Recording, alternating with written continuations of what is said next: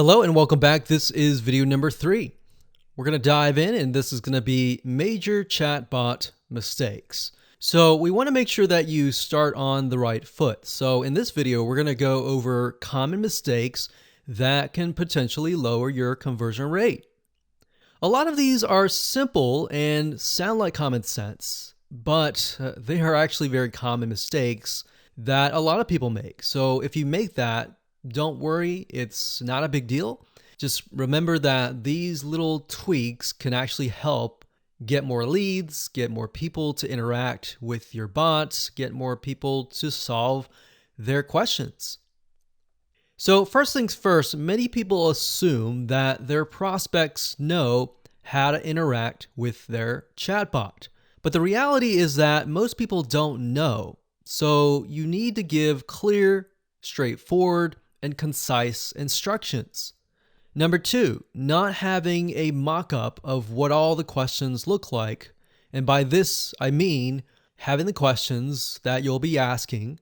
If yes, where do they go? What kind of questions will they be asked after they answer yes? If they answer no, what will happen? So imagine a tree and you're building it out, and eventually it's going to look very complicated. So if you're going by memorization, it's going to be very difficult, and it's most likely that you're not going to get a good conversion rate.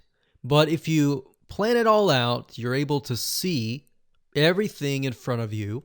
Not only is it going to get better conversions, but in addition to that, you are going to be able to implement it at a faster and more efficient rate.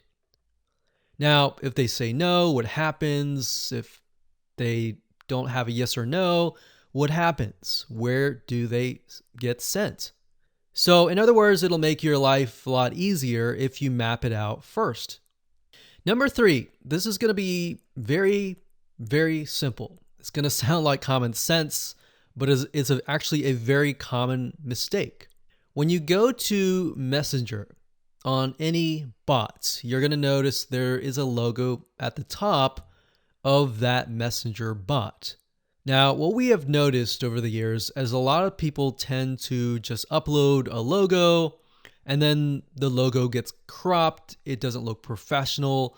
And guess what? People judge a book by its cover. So they're going to judge you based on how that initial logo looks like. So a lot of times what Facebook will do is it will turn the picture into a circle. So in other words, imagine a square and it will show only what's in that circle. So if you have something in the far top left corner, it's going to cut that off. So you need to make sure that your logo or your picture or whatever you're trying to show is smack dab in the middle of that picture. So otherwise, that part of the image will be cut off. It's going to look not professional at all, and people will think that you're not professional. And like I said, people will judge you. There's a saying that, don't judge a book by its cover. But the reality is that people will judge you by your cover. Number 4, going back to the fact that most people don't know how to use your chatbot. Keeping that in mind, constantly in your mind, this is where number 4 comes in. So number 4 will help you get people to interact with your chatbot. You'll increase the number of people that interact. So knowing that, we need to be concise, we need to be straightforward, we need to tell people what they need to do. Typically, when you go to a messenger, specifically a Facebook page messenger bot, you click on it, you're going to see the logo at the top, you're going to see a blurb, and then you're going to see a get started blue button. Now, the reality is a lot of people don't even realize that blue button is even there. They look at it, they don't know what to do. And remember, chatbots are new.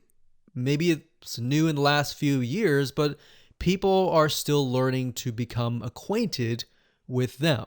So one thing that you definitely want to say is address them by their name. And you can do that by utilizing Facebook's Messenger placeholders. So you can say something like, hey, name. You never want to say, hey, you, or anything like that. You want to make it personal. And by doing that, they will feel like you're friendly. They'll feel a little love.